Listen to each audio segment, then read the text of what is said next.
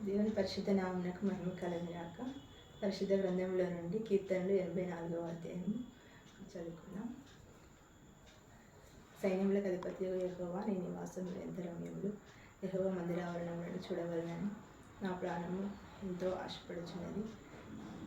జీవము గల దేవుని దర్శించుటకు నా హృదయమును నా శరీరమును ఆనందంతో కేకలు వేయుచున్నది. సైన్యములకు అధిపతియగు యెహోవా నా రాజా నా దేవా, నీ బలిపీఠమునొద్దనే పిచ్చుకలకు నివాసము దొరికెను, పిల్లలు పెట్టుటకు వానకోగలకు గూటి స్థలము దొరికెను.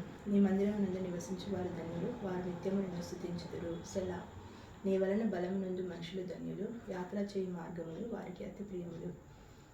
వారు బాకాలోయలో బడి వెలుచు దానిని జలమయముగా చేయుదురు. తొలకరి వాన దానిని దీవెనలతో కప్పును. వారు నానాటికి బలాభివృద్ధి నొందుచు ప్రయాణము చేయుదురు.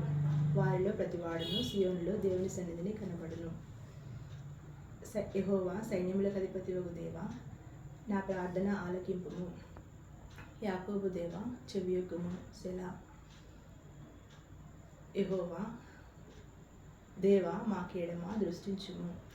నీవు అభిషేకించిన వాని ముఖమును లక్షింపుము. నీ ఆవరణములో ఒక దినము గడుపుట 1000 దినముల కంటే శ్రేష్టము.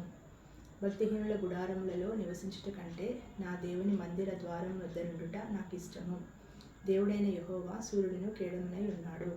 యెహోవా కృపయు ఘనతయు అనుగ్రహించును.